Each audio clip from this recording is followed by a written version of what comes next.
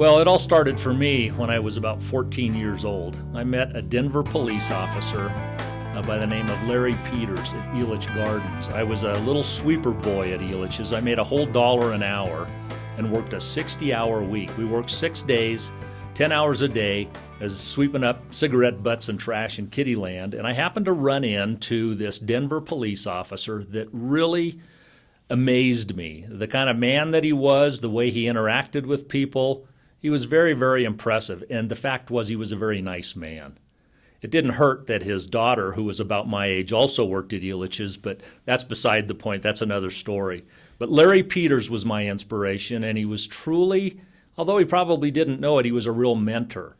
And of course, I came to Aurora back in 1979. I was out of class 79-2. There's 4 of the officers left from that class, of which I'm one. Kevin Rollins is here, Bill Collum, and Jerry Johnsgarter left.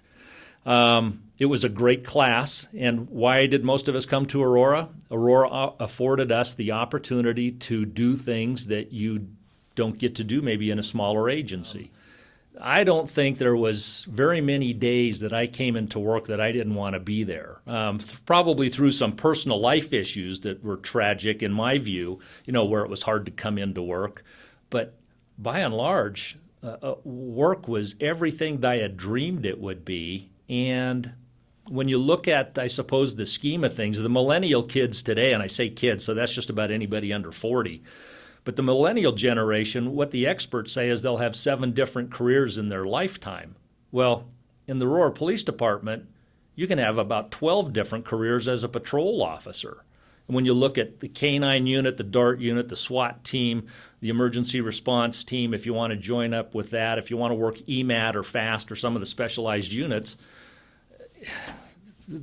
it's all yours. All you have to do is reach out and get it. And when I say reach out and get it, how do you get to a special assignment? You work hard in the assignment that you're in. You do the best job that you can. You come to work positive and you don't get caught up in the rumor mill or the things that people dislike about an organization. You don't get caught up in that. You kind of set your own tone, and consequently, it can really pay dividends for you. I mean, I've been in the chief's office since 1995. I mean, talk about when you look back on it, when I look back on it, that is significant to have been in the chief's office for 20 years. Now, things back then were a little bit differently. When I started out, we had 3 separate divisions. Well, those were like 3 separate careers. Patrol desk, the uniform desk is always busy in patrol when you're the division chief over that particular operations.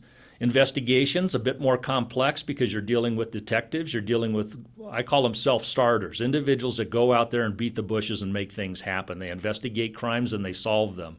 And then tech services, which we affectionately called mops and brooms, but that was the support section of the agency that has its own host of important and unique issues that are really fascinating if you go in with the right attitude. So the upward mobility, limited by your own imagination, and yeah, maybe I've had a little bit of that in the gene pool as far as I'm concerned, because I had to prove something to myself, and that was that I could accomplish the goals that I set out for myself. And oddly enough, I leave Aurora Police Department with 0 regrets. The overall, I suppose, memorable moments for me are always the humorous instances that pop up. Some of the calls for service, the fact that I had a civil assist one night and I had to remove a Ouija board from a bunch of girls that were playing, and the Ouija board started scaring the life out of them. Well, I'm Catholic, and so watching the Exorcist movie and then dealing with the Ouija board, that's not a far cry for me. So when I got the Ouija board in my patrol car, first thing I did is I took it right to headquarters because I didn't want it in the trunk of my patrol car and booked it in. Well, when the detectives saw the report, they thought it was hilarious that I had to remove a Ouija board from a slumber party. Some of the other more memorable ones are all the suicides that I covered on patrol or assisted in homicide investigations. I can drive by a house in any particular part of the city, and I can tell you what happened at that particular house, depending on what the call was. So those you carry with you. And in later years, when you're dealing with the victims or the victims of homicides, the family members, sometimes they think we're really not attached to their particular event or what was earth-shattering to them. Well, the fact is, we carry that case with us all the days of our career and likely all the days of our lives. When I was in narcotics, of course, now you're going 180 degrees of what an officer normally looks like, clean cut, squared away. And about the time I went into narcotics, I had just come out of the PIO's office in the chief's office. So I was used to being the front man for the agency. Well, now I'm going undercover. Well, I look like a taller version of Charles Manson, quite hairy, quite scary looking. And so people wondered, oh, what happened to Jones? He's a wreck. But the environment of narcotics was every morning the guys would bring in a box of donuts. Well, the next thing you know, you're putting on a few pounds. And I was horrified when I went in for an annual physical and they told me I weighed 188 pounds. I'd like to weigh 188 pounds today, but we'll see what happens after retirement. I have never met a more willing group of people in my life than law enforcement officers or those who work in this field because it's so unique, as some of the most genuine, hardworking individuals on the planet. Now, that doesn't fit everybody. I always call it the 4% rule or the 6% rule, but the majority of them, the vast majority, the hard chargers. They're here because they want to make a difference, not just in their personal lives because it's a good job and a secure job, but they want to make a difference on the planet. And when you see the things that officers put up with, the things that they have to absorb and just buffer inside, it's rather amazing. We don't get near the credit we should get from the media. And of course, Aurora's always been the redheaded stepchild of the metro area.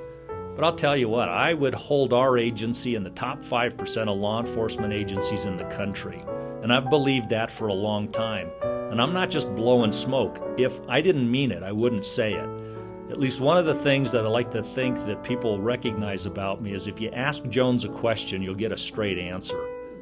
The fact that officers risk their lives every day, the fact that the support staff is there, that the records clerks are working around the clock, that they're trying to garner information for a detective who's trying to track somebody down, the fact that the lab puts together information and pieces of information that help build a case for another detective or to solve a crime. It goes right to the dispatchers who accept the call. It goes to the fire guys who show up on scene and try to save somebody's life, even though you're looking at them and you think there's no hope. They don't think like that, and thank God they don't. It's to the other members of the city, because oftentimes the police department gets top billing because of what we do, but it's the other city workers that are in the thick of things too. And when you see some of the natural disasters, a lot of this stuff bubbles to the surface where you see how everybody contributes. So I have no shortage of thank yous for the city and for the police department. Equally important is the family.